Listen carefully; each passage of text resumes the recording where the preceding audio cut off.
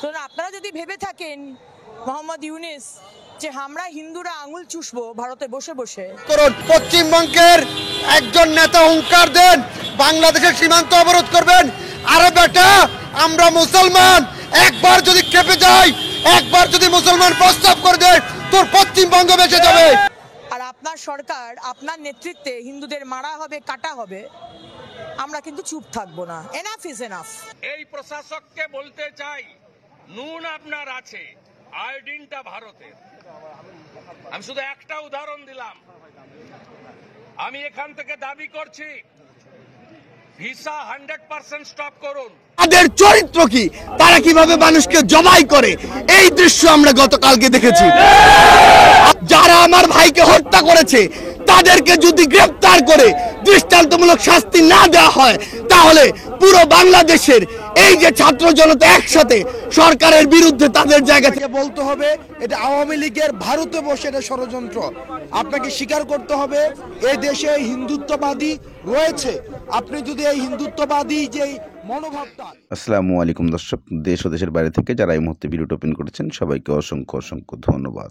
দর্শক, প্রথমেই আপনারা শিরোনাম দেখেছেন, এখন দেখবেন বিস্তারিতর প্রথম অংশেই আপনারা দেখেছেন যে বিভিন্নভাবে বিভিন্ন সূত্রে তুলে ধরা হয়েছে বাংলাদেশ এবং ভারতের দ্বন্দ্ব। কি এমন দ্বন্দ্ব? ডক্টর ইউনূসকে বর্তমানে হুমকি দিয়েছেন পশ্চিমবঙ্গের এক নেতা যে কোনো মুহূর্তে তার ভিসা পাসপোর্ট বন্ধ করতে পারে এবং যে কোনো মুহূর্তে বাংলাদেশে পণ্য আসা বন্ধ করতে পারে, যে কোনো মুহূর্তে ডক্টর ইউনূসকে পদত্যাগ করতে হতে পারে 2 দিনের মধ্যে।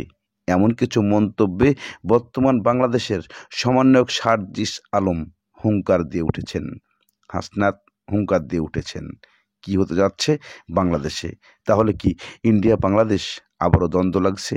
চলুন আমরা চলে যাই সেই ইন্ডিয়া পশ্চিমবঙ্গের নেতার কাছে। দাবি করছি ভিসা 100% স্টপ করুন।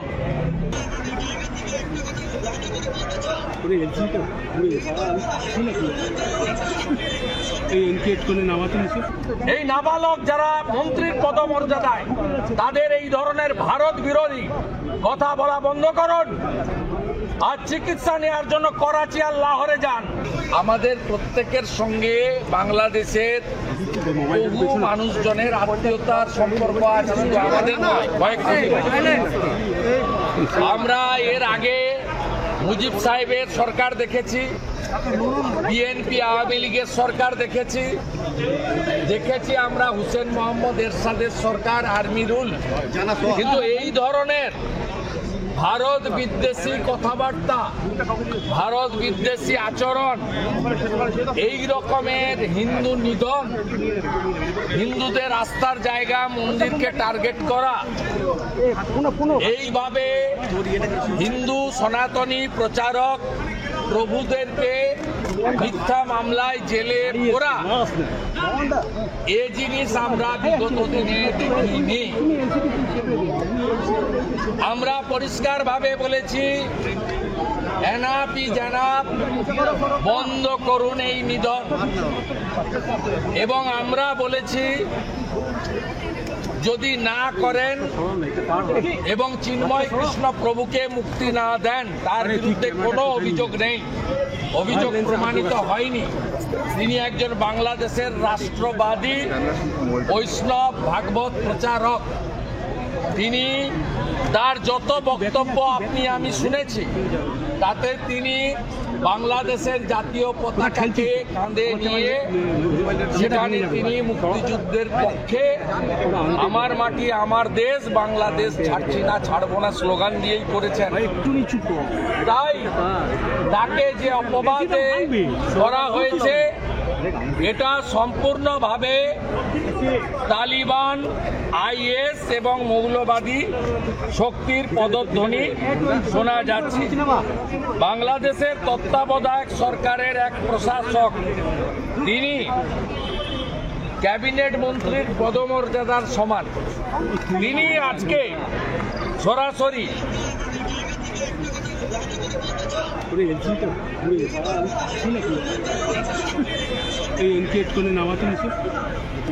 দেখতেই পাচ্ছি।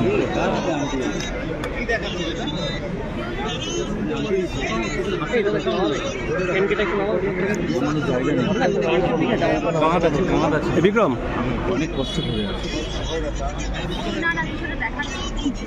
এই তুই আমার এসিতে ভাঙবি না বা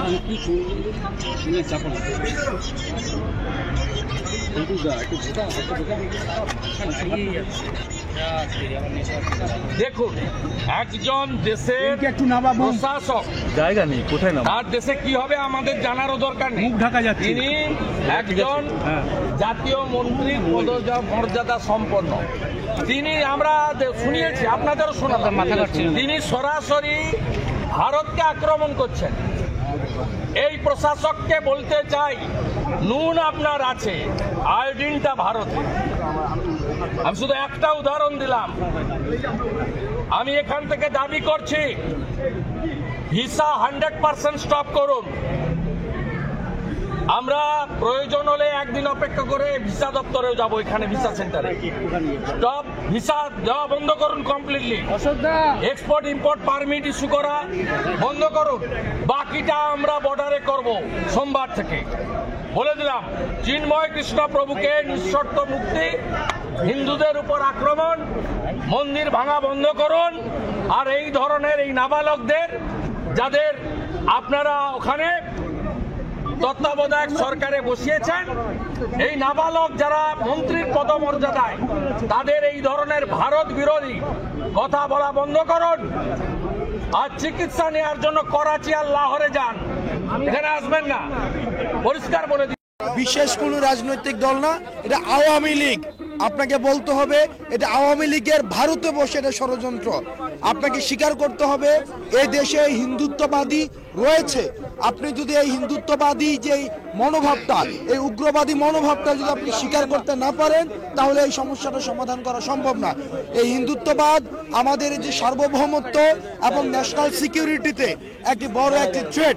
আমরা বারবার এই হাসিনা পালিয়ে যাওয়ার পরে আমরা দেখেছি যে ষড়যন্ত্র অব্যাহত আছে এবং ভারতে বসে উনি দেশের স্থিতিশীলতা নষ্ট করার জন্য পায়তারা করে যাচ্ছে। এই কারণে এই যে ঘটনাগুলো ঘটছে, গতকাল সাইফুল ভাইকে নৃশংসভাবে যেভাবে হত্যা করা হয়েছে, সেটি হচ্ছে হিন্দুত্ববাদী উগ্রবাদিতার যে প্রকাশ, এই উগ্রবাদিতার বহিঃপ্রকাশ ঘটেছে। সেজন্য সাইফুল ভাইকে যারা এই যে এভাবে হত্যা করেছে, তাদের বিচার করতে হবে। ইসকনকে এই উগ্রবাদিতা ছড়ানোর জন্য নিষিদ্ধ করতে হবে। আমাদেরকে স্পষ্টভাবে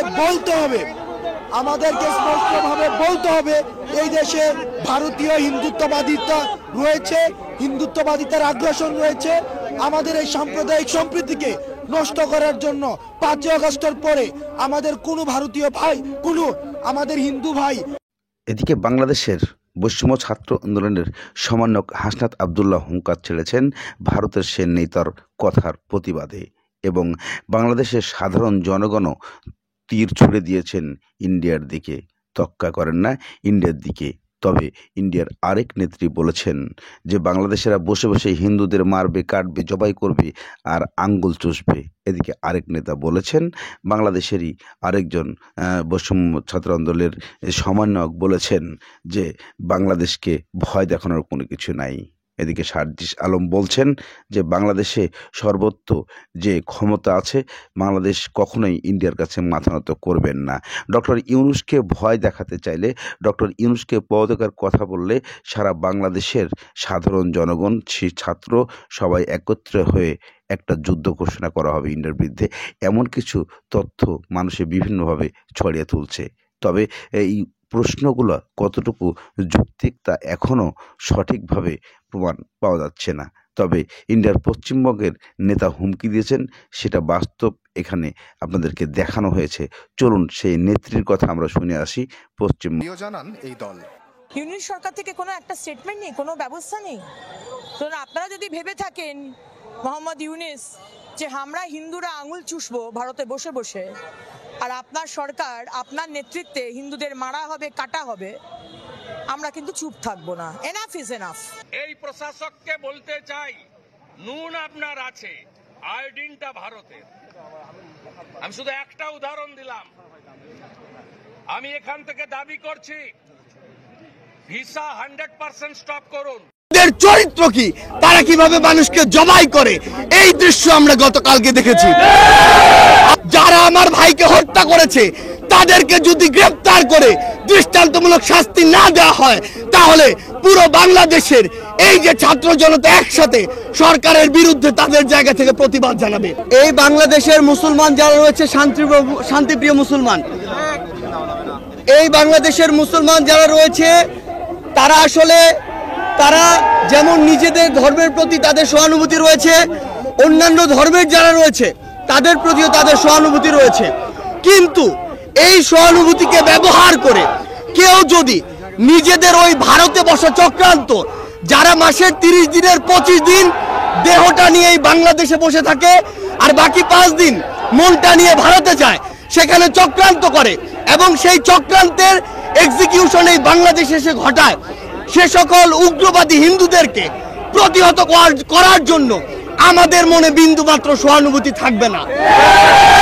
আমরা আমাদের জায়গা থেকে স্পষ্ট করে বলতে চাই, আমরা অনেক সহ্য করেছি, আমরা আমাদের জায়গা থেকে সর্বোচ্চ উদারতা দেখিয়েছি। আমরা দেখেছি এই অভ্যুত্থানের পূর্বে কারা কতটুকু এই অভ্যুত্থানকে সমর্থন করেছিল। আমরা দেখেছি এই বাংলাদেশ থেকে শেখ হাসিনা পালিয়ে যাওয়ার পরে কাদের মন সবচেয়ে বেশি খারাপ হয়েছে। আমরা আমাদের জায়গা থেকে স্পষ্ট দেখেছি, যখন এই বাংলাদেশে অভ্যুত্থান পরবর্তী সময় একটি অস্থিতিশীল পরিবেশ হওয়ার কথা ছিল, তখন কিভাবে আমাদের এই মাদ্রাসার ভাইরা ওই মন্দিরে গিয়ে পাহারা দিয়েছে, কিভাবে 5ই আগস্ট রাতে সারা রাত ওই মন্দির পাহারা দিয়ে সকালে ফজরের নামাজ তার সামনে রাস্তায় পড়েছে। সেখানে এই সহানুভূতিকে কেউ যদি প্রশ্রয় হিসেবে দেখে, আমরা স্পষ্ট করে বলে দিতে চাই, শুধু অন্তর্বর্তীকালীন সরকার নয়, বৈষম্য বিরোধী ছাত্র আন্দোলন নয়, জাতীয় নাগরিক কমিটি নয়, পুরো বাংলাদেশ একসাথে এই সকল উগ্রপন্থীদেরকে প্রতিহত করবে। আমরা আমাদের জায়গা থেকে স্পষ্ট করে বলতে চাই, এসব ইসকনের নামে যেসব উগ্রপন্থীরা বিগত 16 বছরে অসংখ্য অপকর্ম ঘটিয়েছে, ফ্যাসিস্ট আওয়ামী লীগ এ সকল অপকর্মকে মানুষের সামনে আসতে দেয়নি।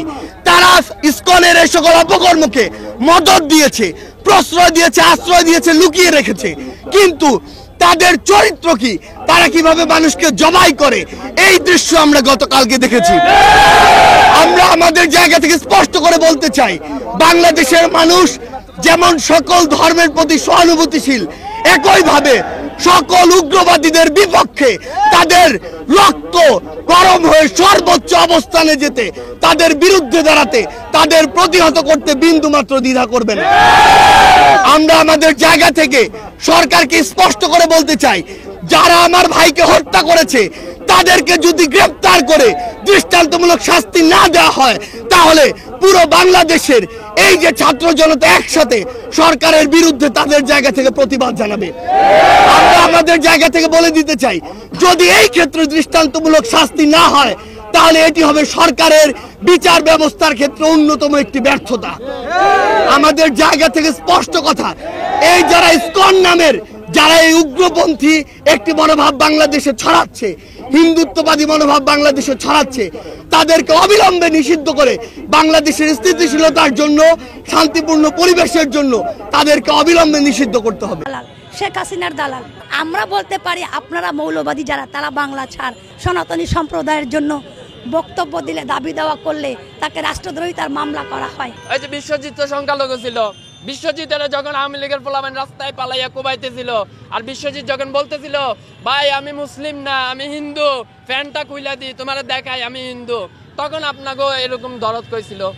আমাদের 8 দফা এক দাবি, এই 8 দফা যতক্ষণ পর্যন্ত না মানা হবে ততক্ষণ পর্যন্ত আমরা এই রাজপথ ছাড়ব না। এবং আপনারা দেখতেছেন এই 5 তারিখে তারা নাকি বাংলাদেশ স্বাধীনতা ঘোষণা করেছে, বাংলাদেশ স্বাধীন হয়েছে। তারা কোঠা চান না, কোঠা বিরোধী আন্দোলন করেছে। আমার সুপ্রিম কোর্টে তো কোঠাই হলো, এখানে সমন্বয়কদের মতোই সমন্বয় করা হলো। এখানে 250 জন আইনজীবী নিয়োগ হয়েছে, এজি ডিএজি। এই সরকারি পোস্টে 250 জনের মধ্যে মাত্র 1 জন নিয়োগ হয়েছেন, এবং একজন ডিএজি হয়েছিলেন, তাকে বলা হয়েছে আওয়ামী লীগের দালাল। 33 জন আওয়ামী লীগের দালাল আছে, বা 30 জন। একজনকে মেরে ধরে জোরপূর্বক সুজিত চ্যাটার্জিকে বহিষ্কার করা হয়েছে, জোর করে তাকে সাহায্য করা হয়েছে। সেই 30 জনকে কিন্তু আর বাদ দেওয়া হয় নাই, কারণ তারা মুসলমান।